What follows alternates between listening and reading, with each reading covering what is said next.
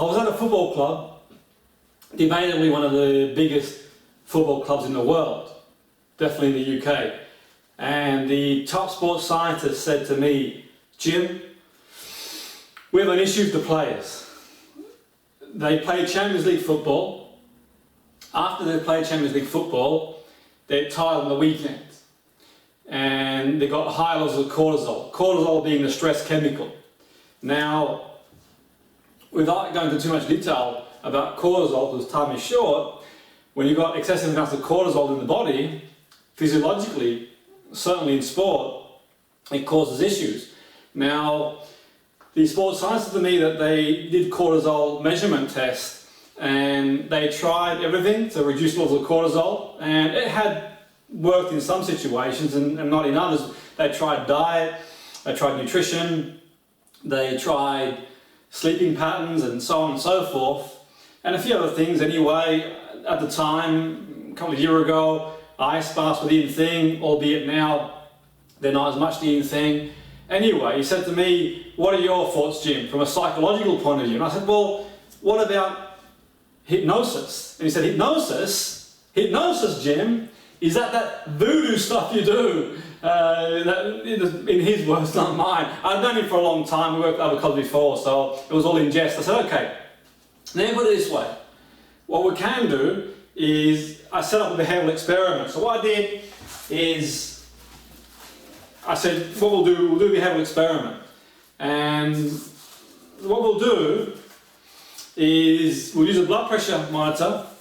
I'm going to monitor your blood pressure and your heart rate. So I struck the blood pressure finger around him, and we saw what his blood pressure was.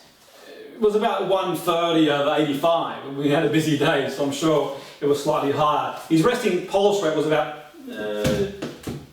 so-so. Anyway, to cut a long story short, I did some hypnosis, some relaxation, and I proved the point that even after 20 minutes, the blood pressure reduced by about 125 over 80, and heart rate reduced by about 20 beats per minute less than it was before. You might think, well, what's the big deal, 20 beats per minute less than what it was before? If you multiply 20 beats per minute through the course of a day, I've not got my calculator with me, it's about 20,000 beats less stress on the heart. Now, we didn't measure the cortisol, yet what I would say, my suspicion is that it would have a knock-on effect. So my theory was that that was the case, and equally the same thing happened when I was doing some consultancy work at the Air Force, and we talked about relaxation. Now, one of the top guys said to me, Jim, all this stuff you do, this hypnosis stuff you do, I said, I'll tell you what I'll do. I set up another behavioural experiment. This time, I said, you know what, I want you to run 100 metres and back again, and I'm going to ask you a question, and you answer that question. I'm going to answer you a series of questions like a quiz. So he did that, and he came back, and his thought process was good. Very emotionally intelligent man, very physically fit, physiologically fit. Then I said to him, alternatively, imagine your heart rate was lower, how more functional, clearer thinking you would be. And the same equally, I did the same behavioural experiment, albeit not with the blood pressure. I just took a watch and put it around the wrist and showed him how you can reduce heart rate. Now, I'm not saying to go out and do that, and I'm not medically qualified, it's not my area. All I'm saying is that it shows you can set up these behavioural experiments if you choose to. Now, with me having a background in CBT as well, like exposure and experiment and so on and so forth, sometimes it's worth doing that just to illustrate, to build belief, to build awareness, build understanding, to challenge the hypothesis, and so on and so forth. So I mention that because hypnosis, well, what is it? Well, tonight's seminar is about what is hypnosis. Now, hypnosis has some strange associations. Hypnosis has been associated to stage. We see stage hypnosis, people turning people into chickens and stuff like that on stage. And we see hypnosis associated to magic. We see these programs on TV. Sometimes when I see them on TV, I cringe. I think, oh no, here we go, type thing. And normally the stage person is very eccentric, very animated, and the person who comes on stage is very passive, and they sort of go along with it, don't they? Yet, that said and done, we see it on TV, it makes good entertainment, but you kind of think, well, it gives hypnosis a stigma and association that I'm going to talk about this evening in the time that we have, and dispel any myths around that, because normally you see in the stage is a very passive recipient, and we've seen people on TV and all sorts of stuff, and normally the person who phones up when they want to do a session hypnosis, they've got that in mind. And I had one guy phone up a year or so ago and he says, I've just broken up with my girlfriend, I've just broken up, Jim, I don't know what to do. I've got to get rid of it out of my head. It's just in my head, and over and over again, and so on and so forth. He goes, can you do a session? Can you just wipe the memory off my head? Can you wipe it? I need you to wipe the memory out. I said, okay. I'll tell you what we'll do. We'll book 3 sessions a day for 7 days a week for the next 50 years, and we might just wipe the memory out of your mind. So, meaning that it doesn't work that way. Hypnosis doesn't work that way, and there is this association. We talked about stage, the charismatic stage person, and of course there's awareness about hypnosis and the way it works, and so on and so forth. Then you've got the scripted way.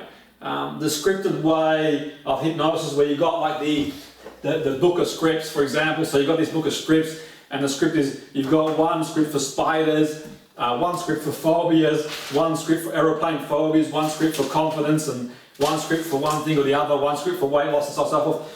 And I'm not entirely against script. I think they have their place, that's for sure. Yeah, all that said and done, they can be hit and miss. And don't get me wrong, if you do something like on iTunes, or I do iTunes, and the iTunes are quite generic because I can't tailor it for the individual, and each case is based on formulation. They're more for educational purposes anyway. Yeah, that's said and done. They can work in certain situations. Yet, in saying that, the issue of the script for me is then it puts the hypnotherapist, the powers of the hypnotherapist, well, the powers in the word really, in what's being said. And words have different meanings to different people, different associations, and so on and so forth. So really, we want the power to be with the client. We want to create experience, options, alternatives, so on and so forth, that we'll sort of touch on this evening. Now, in my mind, my suspicion is, and I stand corrected out there, I think that 100 years ago, roughly, before my time, general anaesthetic became popular, or was the thing in surgical procedures, and the same thing applied. That's when hypnosis became mainstream or popular again anyway, and the two coincided. There was this synergy, not say synergy, it was a coincide between the two, the popularity. And a bit like this day and age, where therapy tends to use the terminology of modern technology, computer jargon, and we see rebooting and reprogramming and all that stuff. At that point, hypnosis borrowed, from what I can see, some terminology from anesthetic. Things like go to sleep, and deeply, and you won't feel anything, and you won't remember nothing, and you don't need to do anything, and so on and so forth. And it was almost like, I'm going to do it all for you, like a surgical procedure. I'm going to induce you into trance, and once you go into trance, you're going to sleep, and you won't feel a thing, and you're going to come out, and you're going to be so on. And really, you sort of get along the short of it. So there was that parallel, almost like that general anaesthetic, where the person sleep, and it's almost like psychological surgery on them, so to speak. So it's almost like the knife is out there and a scalpel, really. And that's not the way hypnotherapy works, not least in my mind, but I can see the parallel. And the power and control in that situation certainly is with the hypnotist, which is not where you want to be, one would think. And that's, I think, really people have a negative association to it, to a certain degree. And it's a shame, because people have got this stigma and association, and the scripts can be useful, don't get me wrong, the scripts can be useful, and some of the courses I teach, we have generic scripts just for a starting point people can use, or some of the material I've written in the books, the iTunes. It's a starting point, a reference. I do say that, and you're more than welcome to email me. I'll give you some sort of ideas, and what I can do, I will, in terms of guidance. But the key thing is more like a guide, really. Traditional hypnosis, I learned it years ago, and one of the reasons why I learned traditional hypnosis, I learned it when I was about, say, well, I started learning anyway, about 16, 17, when I first started learning it. And to cut a long story short, I had my own trials and tribulations as a young person. I grew up in a poor family, and so the story goes, and I had my own challenges. I had severe asthma. I was quite frail as a child and weak, and I had an ambition to be an athlete, and I would go out and do that and sort of compete around an international stage, but I had many limiting beliefs, and I found a coach. He had a background, or at least he knew about hypnotherapy, and he kind of demonstrated stuff, and I would use it. I would do positive hallucination and visualize myself doing technical stuff. I'd visualize myself playing the game, and I'd do things like NLP as well, neurolinguistic programming. I went to a Tony Robbins seminar as well, and I could see this sort of parallel. And I would do things like anchoring and cue, get into a really powerful emotional state. And it took me from mediocrity. I was that sort of kid that would walk in school like this, almost apologetic, to, you know, if you met me a few years after, you wouldn't recognise me, you know, broad-shouldered and come on, let's have a so to speak, you know, and I got this confidence from all of it, and it led me down a path, and I studied and learned some stuff, traditional hypnosis, and it was really, really good. And I sort of think traditional hypnosis is this place, it's great, it's fantastic.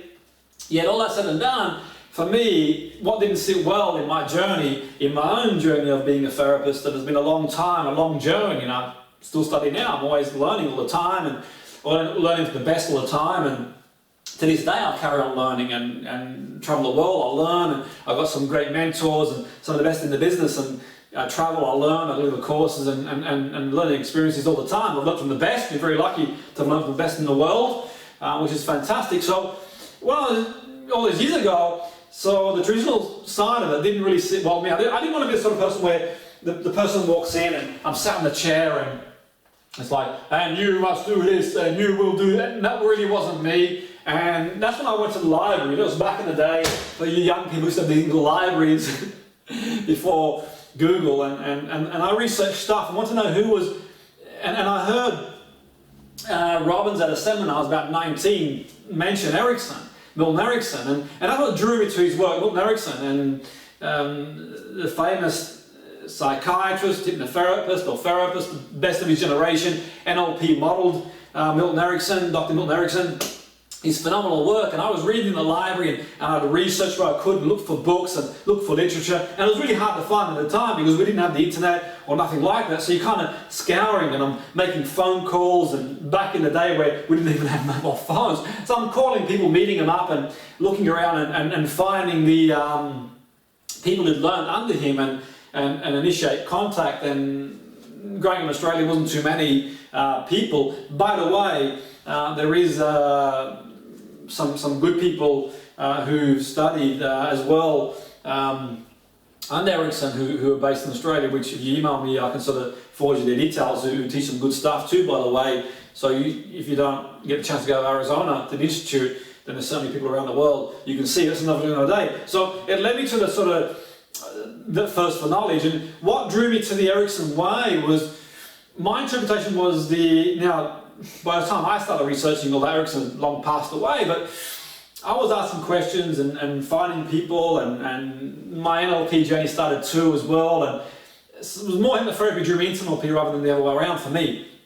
And what really fascinated about Erickson's approach was, from what I can gather, was a two-way approach. Was the client had an active role in the therapeutic process. They were allowed to talk and communicate. It was quite interactive. And I thought that was phenomenal. It really was. And for me, the beautiful thing about that is it got the focus off the therapist onto the client where it should be. So it was off the therapist and the focus was on the client. And that's where it should be. So if we ask the question, what is hypnosis? I haven't found, in all the years I've been doing it and learning it, and it's been a long journey, I assure you that, and from a young teenager, and I won't say my age, but it's been many years, probably well over 23 years my journey. I haven't found a satisfactory definition, in my opinion. I've seen people define it, I've seen travel the world and study under many people and learn from the best in the world, at least in my opinion and many opinion. Yeah, I haven't really found a satisfactory definition as to what it is. Now, what I would say, and the question I would say, is what is happening when someone is under hypnosis, or well, that's the question for me. When someone's under hypnosis, what's happening? And one thing I ask my clients over many years, in my experience, they all sort of report the same sort of thing, where it's this absorption. They're in that absorption. A little bit like, say, let's say, for example, you're something you really love doing. Let's say you're doing something you're really passionate about, you know, playing sport. You're playing sport and you're in the zone, or let's say you're doing some music, or you're really in that flow, and it's almost like the absorption, what they see, what they feel, and there's physiological changes where I mentioned in the beginning where we could sort of drop the heart rate down and the blood pressure went down. Not that I'm recommending it for in a medical point of view, but I'm just giving an illustration there. But the physiological changes seem to be quite common when people, what in the literature that I came across in my readings, Erickson would say common everyday trance. So in a way, people are in trance anyway. If you look at people going about their day-to-day business, especially these days, when they're on them phones and and that sort of stuff, and whatever they do, and the things that people do, and they might have the headphones on, they might be working and doing some stuff around the house, so they listen to music and driving to somewhere they've been a lot of times before, driving on autopilot. So there is that common everyday trance to the extent we are and do get absorbed, and we cannot not concentrate. I say we're always focusing on something. We just choose what to focus on. So in a way, we go into absorption. So what I've always said over many years, it's almost like reverse hypnosis, where certainly when I do work and I was doing some work with someone who had an eating disorder once, and I had an observation that it was almost like dehypnotizing the girl, and she wouldn't eat, or at least she was eating cotton wool. And I had this epiphany. I thought, well, what's took her to that? Because what's the baby doing? The baby's hungry. Baby's hungry, it cries. Now, it's the perfect storm, I guess, because we all react differently, but my suspicion was the media, the corporations putting pressure on people to look a certain way, and the feeling that people associate to that, and all that sort of stuff that goes with that. And then it's like the kettle with water in it, and you switch the kettle on and just, you know. And I almost thought in my mind, it's almost like a regression and de-hypnotizing from the state that she was in. So in a way, the key thing for me is the common everyday trance is quite useful, because we've got something to work with. It allows us to be more effective without any distractions. So I'll give you an example. I had a client recently come in, and he was only a 10-year-old boy, and he had a few issues around sleeping and so on and so forth. And 10-year-old boy comes in with his mum. Obviously he's going to be thinking, what's all this hypnotherapy stuff, and so on and so forth. Yeah, what I said and asked to do before we sort of began with session, I said, okay, I knew he was passionate about football, and he knew I worked in football at the highest level. Actually, as it happened, I worked with one of the football clubs he supported. That's to cut a long story short. And I said to him, pick your best team. So we had like a flip chart, okay? And I said, what I want to do on the flip chart, write your best 11 for that team. Because what I wanted to create was some absorption. So while he was picking his team, and I was talking with him conversationally, getting into that state of absorption, of passion. He's really, really passionate. And you can see, and he's telling me, and I was challenging about certain players and distracting his awareness, saying, well, why would you put him there? And then I put him really in flow. And then conversationally, I would do some work with him in an unconventional way. We would go outside and do some practical stuff and so on and so forth. And I sort of won't go into too much details, I'm going to talk about another time, but that gives you an idea, you've got something to work with. So you read the book and you watch TV, and have you ever seen someone watching TV and they get really absorbed and they're like, you see their face, you know, whatever, or they're drooling, or someone who sees something that's really attractive and you can just see them drooling and they're imagining what they'd like to do that us, and so on and so forth. So you sort of get the gist. So this gives us something that we can work with. We can work with the extension. We're going to extend that everyday trance. And I'm not saying and suggesting that what I'm implying is hypnosis. All I'm saying is common everyday trance is a universal human experience. We all, as long as we're alive and we've got a degree of functionality, are going to drift in and out of different states of awareness, aren't we really? Like when you go to bed at night. You know, when you go to bed at night, and your mind's chattering on. Do you get that? You get up in the morning, you kind of, it's just coming round. So and then you read a book and you watch. So we go through different states anyway, don't we? And we can use it as a starting point to work with. It provides us with a natural starting point. Like the young lad I mentioned there, writing his best tea, we've got a natural starting point, and I would use a metaphor and some hypnotic language that I'm going to do in future seminars, just sort of moving forward to a more positive outcome, so to speak. So we can invite someone into everyday experience. We can invite them, like invited the boy there, into an experience, so he can become absorbed in that situation.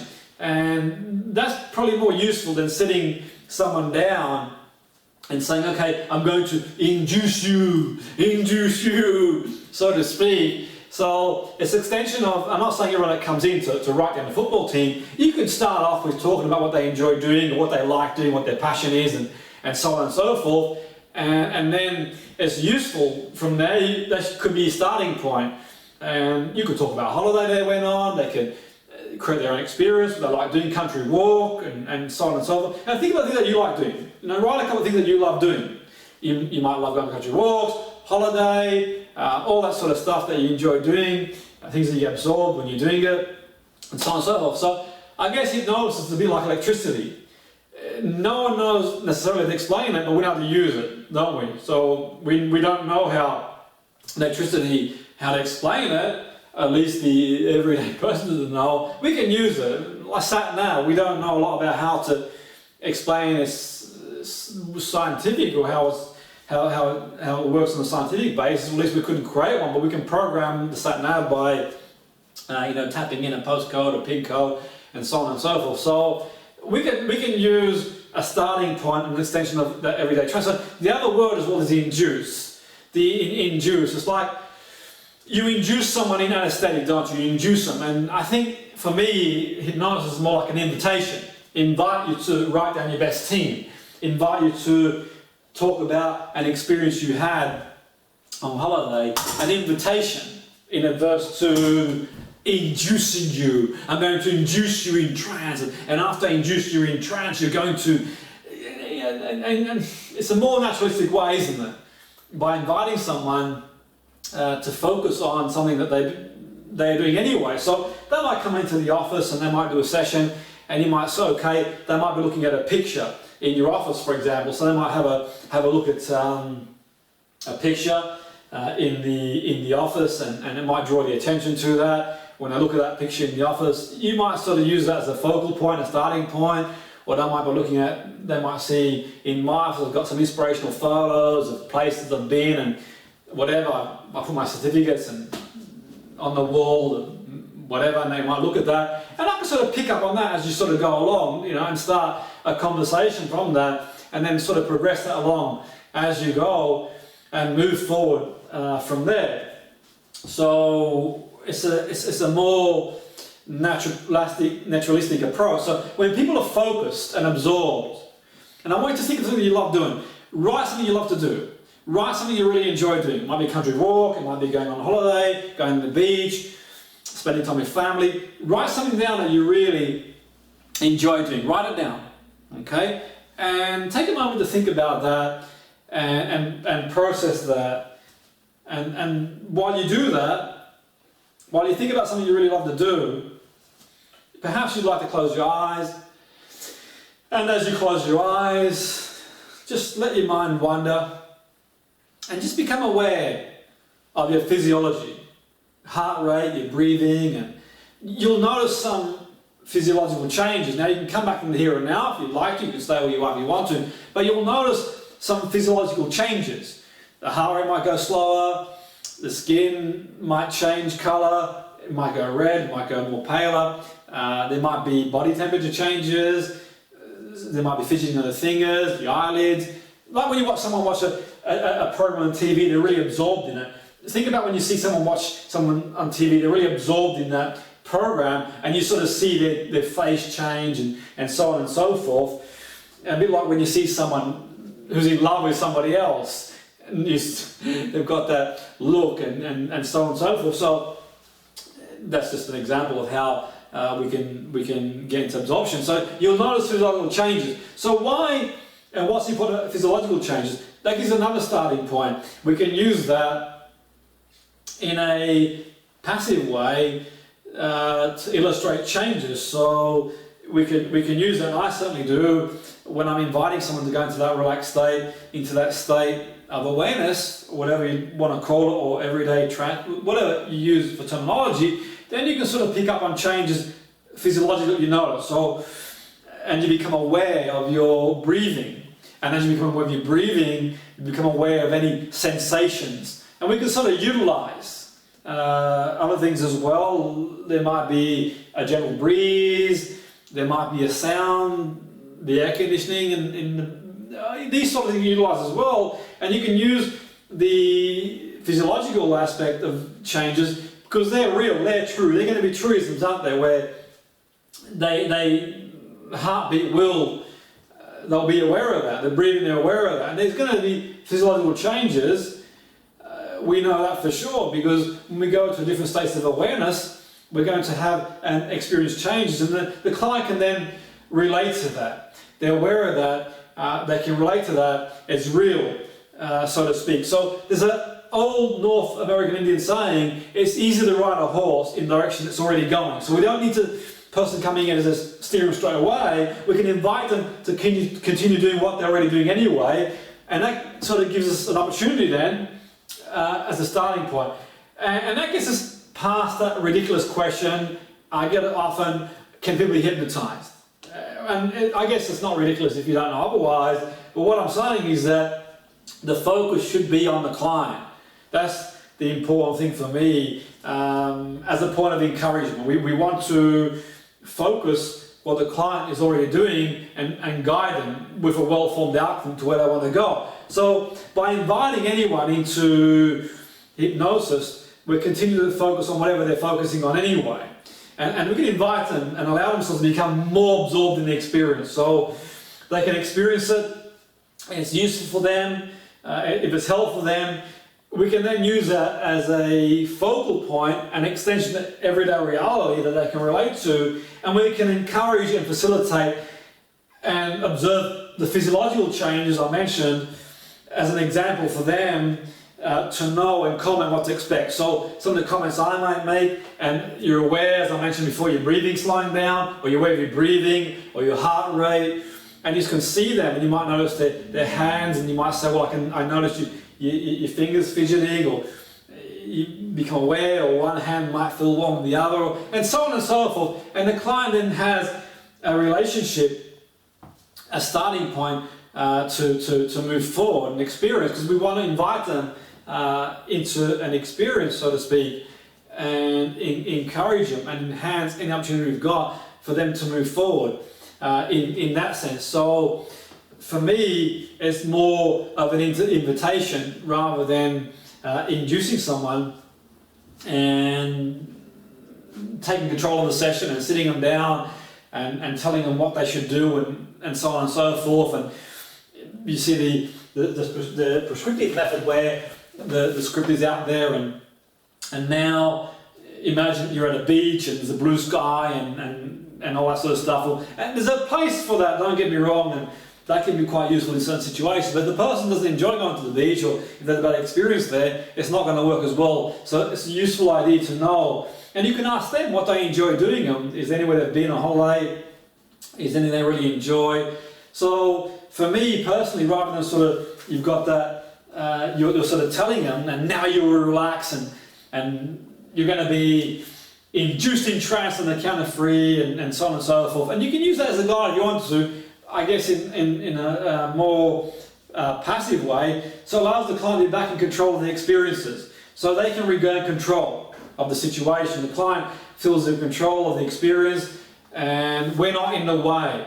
We're guiding and facilitating them in the experience. Yes, we can use words, and yes, we can use, and in future seminars I'll talk about language patterns and the way we can develop scripts and well-formed outcomes and the various language patterns. But for now, I really want to focus on the state of awareness and the common everyday trance that we can use as a starting point to enhance, and we can encourage physiological changes.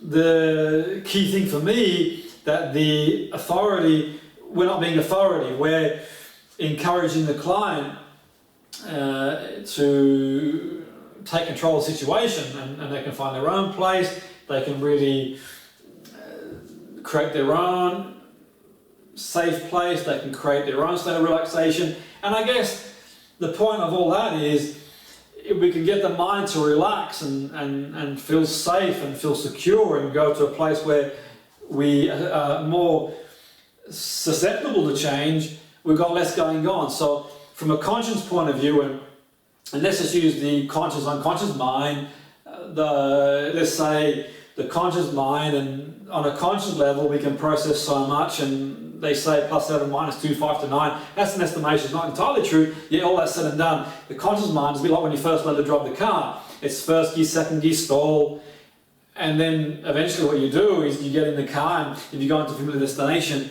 you're on autopilot. You've got to go to a new destination, you've got to consciously think about it. So the conscious mind is rational, it's logical, and the unconscious mind is broad as it's long. It's every experience you've ever had since the day you were born is in the mind at some level unconsciously. And think about your heart beats, you breathe, you don't tell yourself to breathe, and your heart to beat. If you cut yourself, the wound will heal, and so on and so forth. And you could argue, you could make the case that a lot of our behavioural patterns are on an unconscious level too, almost autopilot, where you think about it, we all know smoking is not good for us, and even want to give up smoking, generally speaking.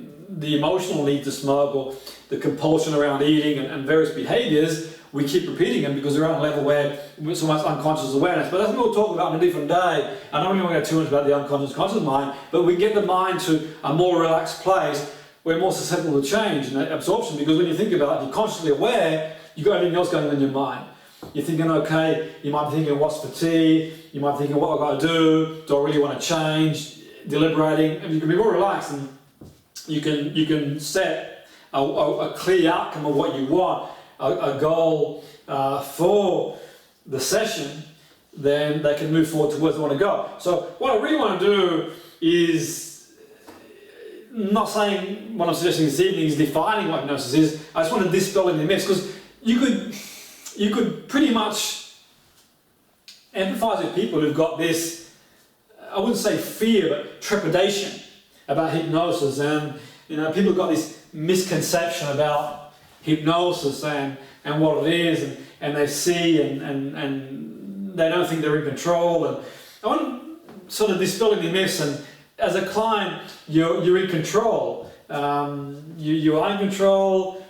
You won't do anything in hypnosis that is going to go against your values and your beliefs anyway, in a certain sense, where in the end, really, you've got to want to do it too. So like in the case of smoking, you've got to want to give, you've got a strong enough reason or reasons to want to give up. Otherwise, the therapist can't do it for you, so to speak. So it makes a lot of sense to give the client control. And my philosophy is to be able to educate people on what a powerful, beautiful skill set it is to have. And it's just a powerful thing, and it's just a shame it's got this stigma, or at least has had this stigma, and for good reason too. You can fully understand that from what we talked about this evening. So for me personally, what I'll do now is we'll take you through a process very gently, if you don't mind, and if you'd like to, I'll sort of talk through some of the stuff we've done this evening, just so you can embed the learning. So if you're comfortable enough to do so, you can close your eyes. It's entirely up to you. It's your call. Perhaps you'd like to close your eyes just to block anything out. And I'll just invite you to a state of absorption. And as you close your eyes, if you'd like to close your eyes, and perhaps you'd like to close your eyes and block everything out, breathe naturally and normally. And as you breathe naturally and normally, think of a time or an experience in your life where you felt really relaxed. And I might count backwards, and as I count backwards, just become aware of where you are, what you see, what you feel. If you've got any negative thoughts in your mind, let them just disintegrate into the atmosphere. You're in control, you can come back anytime you wish. Just for now, let yourself go for a minute or so, just to experience the absorption that I've mentioned throughout the seminar, and just breathing in, and notice your heartbeat, your breathing, and your breathing might be slowing down, and as you notice your breathing, you might be aware of your heartbeat, and as you notice your heartbeat, you might be aware of it slowing down.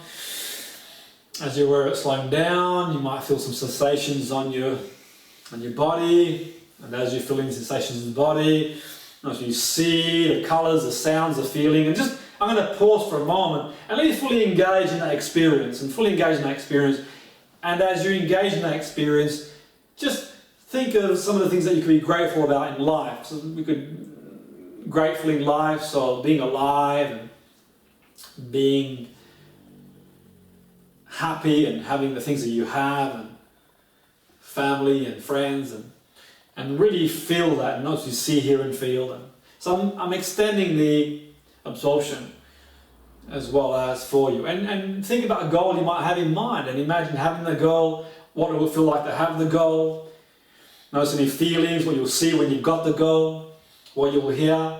So I'm extending that absorption into an outcome that you want, and so on and so forth, to give you an idea in the practical sense of what to do. But you're more than welcome to email me if you want any information we covered tonight, and I'm more than happy to email you stuff.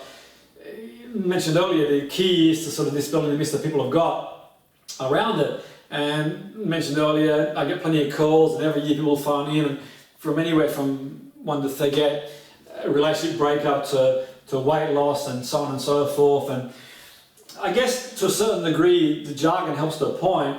I remember once I was leading a seminar in Leeds Hospital, I think it was at the top of my head, and I was sort of talking to neurophysiotherapists there, and I was talking about some of the techniques that I've used with people and so on and so forth to help them.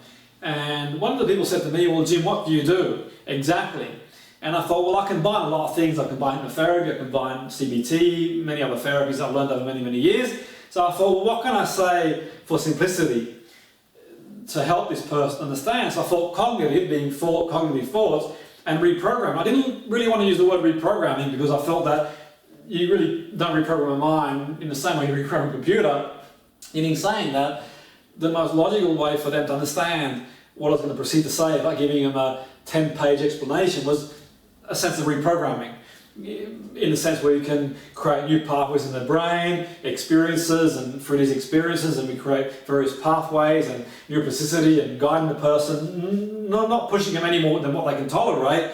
We can do it physiologically for certain people who've got various conditions where that is possible and plausible. Those guys work with people like stroke and various chronic conditions. I'm not a medic, I sort of suggest what they could do from a mind point of view, like imagery, positive hallucination, so on and so forth. But I felt that was, for simplicity, an easier way to get that through. And you can see how sometimes the jargon gets into this sort of stuff, really. Not that I'm a big fan of the jargon, yet all that said and done, it can simplify in certain situations. Now, I mentioned you feel free to email me. What I'm going to do, the next seminar I'm doing is going to be, we're going to look close at what Ericksonian and traditional hypnosis, some of the differences is. I get asked a lot. I get asked what's better, what to prefer, and I don't sort of get drilled into that. I think everyone's got its place. I think Ericksonian, if you want to call it that, and the methods he would use, and quite powerful and quite useful, and my experience of going to Arizona, the Institute is really, really great, fantastic, and you learn a lot. But also from a traditional point of view, you learn a lot from there as well. So I suppose you've got to become yourself and develop yourself and be the best you can be and find what works for you. I also integrate many other things as well, from mental health, from CBT, from many other disciplines as well too. So NLP as well. So you sort of become your own, and that's the key to all of it. Just become the best you can be. But I'll talk in the next seminar about traditional hypnotherapy and Ericksonian. I'll also sort of go into the world of language patterns. I used a few of them before, the causal link, and as the bypass resistance, as we'll talk about other language patterns, some of the bases of hypnosis. If you haven't done them before, I'll go into a few, and through the course of the next few months I'll sort of introduce more and more and sprinkle them in to give you more understanding and awareness. However, that said, if you want to email me, I can send you all language patterns if you want to. I won't have the time to go through them this evening. I will go through some in the next seminar and future seminars, but you can more than email me, Jimmy Petruzzi. That's info at excelwithnlp.com, info at excelwithnlp.com, and I'm more than happy to send it across to you for your learning journey and use it for what you will. They're quite good, the patterns are quite good, it's quite good at bypassing resistance, so on and so forth. I used a couple, demonstrated a couple this evening on the truism being that when the person relaxes, and we talk about the heartbeat, and that's true, I know it's real, and we can then use a yes set, and the causal link being and as. So if we sort of link one statement to the other statement, that bypassing the resistance, and we're not going to get that resistance to shut that down, and then we can talk about and as you begin to relax, because that's a presupposition you are relaxing, but you're not going to be resistant to that presupposition if we use the word and as, or more resistant than if we said now relax, and then we can use the mind read, we can use a truism with the heartbeat and the yes set, and sometimes you see salespeople using it as well in certain situations. I had recently a renewal come up for my car insurance, and ironically my car insurance, to cut a long story short, it almost doubled. It was a massive pattern interrupt, talking about breaking that common everyday trance. I get my car insurance, I'm thinking, goodness me, they've doubled it, and I thought, so I got on the phone and said, look, how did you work this out? I've had no accident this year, how has it gone double? I'm saying, difference if nothing else, I should be cheaper than it was last year. And they said, well, they factor this, they factor that. And I said, well, I'd like to cancel and go somewhere else. I sort of went to the internet, found a better deal, and they phoned me up later, and the guy on the phone started to use the yes on me. And normally I sort of let sleeping dog lie, so to speak, but I thought I'd play it around a little bit with them, and I threw a few yes sets back at them, and I talked about whether they thought, I talked about their insurance policy, and if their insurance policy had arrived and was double, what their thoughts would be, and whether they thought it was the right thing to do, and so on and so forth. So I kind of reversed it a little bit and had a little bit of fun, but I don't suggest to do that and use the language patterns in an ethical way. It's very, very powerful and quite useful to bypass resistance in their own way. I don't have time to go into in detail this evening. I sort of touched on them, and the only reason I touched on them was because I sort of went into them in some detail when I did that light trance work before. So I've really enjoyed this evening. That's all we've got for tonight. Time wise, till next time, have a fantastic evening and speak soon.